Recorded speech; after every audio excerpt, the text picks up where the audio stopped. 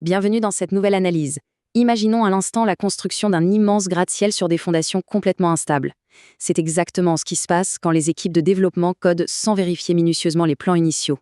L'exemple tristement célèbre, c'est l'explosion de la fusée Ariane 5 en 1996, une simple erreur logicielle qui aurait largement pu être détectée bien avant le lancement. Dans le monde du développement, les tests statiques, c'est justement la promesse d'identifier et d'éliminer ces erreurs fondamentales dès la conception, bien avant qu'elles ne se transforment en catastrophe à plusieurs millions d'euros. Découvrons ensemble comment cette approche proactive permet de sauver littéralement l'intégralité du cycle de vie d'un projet. Voici notre feuille de route pour aujourd'hui. On commence par les bases des tests statiques, puis on décortiquera le processus de revue formelle, les acteurs clés impliqués, les différents types de revues, pour finir sur les véritables facteurs de succès. C'est parti. Première étape, plonger au cœur des fondamentaux des tests statiques. Il faut vraiment voir cette pratique comme une véritable mission de détective. La grande différence avec les tests dynamiques classiques, qui exigent de lancer le programme pour observer les pannes ou les symptômes, c'est que l'analyse statique s'attaque directement à la racine. On cherche la cause profonde, comme par exemple identifier du code mort, ce petit bout de programme qui ne sera de toute façon jamais utilisé, et ce sans même exécuter le moindre logiciel. C'est littéralement passer les plans à la loupe avant même de couler la première goutte de béton. Et attention, on a souvent tendance à penser que ça s'applique uniquement au code source, mais l'investigation va beaucoup plus loin. On peut absolument tout analyser, les spécifications métiers, le testware, les user stories, et même des éléments super inattendus comme les modèles conceptuels ou les budgets d'un projet. Le but ultime, repérer la moindre déviation par rapport aux standards de codage ou identifier des failles de conception majeures très tôt dans le processus. Passons maintenant à notre deuxième grande partie, le processus de revue formelle. Une revue formelle, ce n'est carrément pas une discussion improvisée à la machine à café. C'est ultra structuré.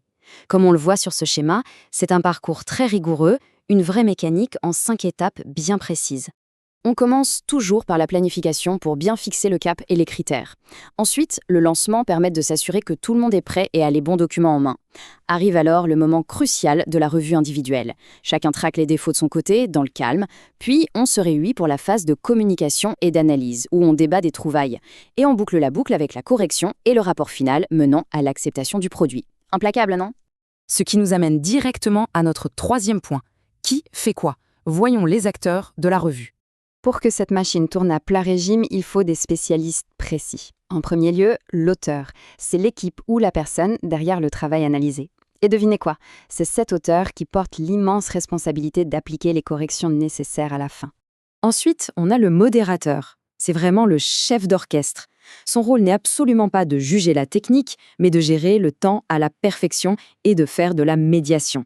Plus important encore, il garantit un climat de sécurité psychologique. Il faut que chacun puisse s'exprimer librement, sans filtre, mais de façon toujours constructive. Le scribe, quant à lui, c'est la mémoire vivante et infaillible du processus. Rien ne lui échappe. Il documente méticuleusement absolument tout. Les décisions collectives, les problèmes, les points ouverts et même les nouvelles anomalies découvertes à la volée pendant la réunion.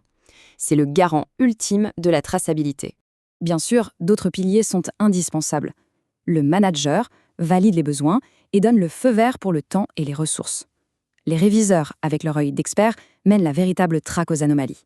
Et enfin, le responsable de la revue prend en charge toute la logistique pour que toutes ces personnes soient réunies au bon moment, de manière fluide. Quatrième section au menu, les différents types de revues. Ici, on monte clairement crescendo dans la rigueur. Tout en bas de l'échelle, on a la revue informelle, sans processus strict. Un cran dessus, la relecture technique, menée par l'auteur dans le but de trouver un consensus. Ensuite, on passe aux choses sérieuses avec la revue technique formelle, dirigée par le modérateur pour acter des décisions fermes. Et tout au sommet, le boss de fin, l'inspection. C'est l'exercice ultime dont l'unique objectif est de traquer le maximum absolu d'anomalies en utilisant des métriques très précises. D'ailleurs, pour atteindre le niveau d'exigence de l'inspection, il y a une règle d'or, impossible à contourner. L'auteur ne peut sous aucun prétexte jouer le rôle de réviseur ou de scribe. C'est absolument crucial pour garder une objectivité totale et anéantir tout biais d'auto-évaluation. Dernière ligne droite, la 5e partie, les facteurs clés de succès. Concrètement, comment on fait de tout ça un succès retentissant sur le terrain ? Il faut des objectifs clairs, des petits groupes bien ciblés et laisser un temps de préparation adéquat. Mais surtout, le succès exige le soutien indéfectible du management. Si ces pratiques de revue ne sont pas complètement intégrées à la culture de l'entreprise, ça devient vite une corvée administrative de plus, alors que ça devrait être un vrai réflexe d'excellence. Pour clore cette analyse, posons-nous une vraie question qui bouscule un peu les habitudes. Si les tests statiques permettent d'éradiquer les causes racines des défauts bien avant que la toute première ligne de code ne soit exécutée, combien de temps, d'énergie et d'argent les projets gaspillent-ils aveuglement en attendant les tests dynamiques pour corriger les pots cassés? C'est une réflexion fondamentale.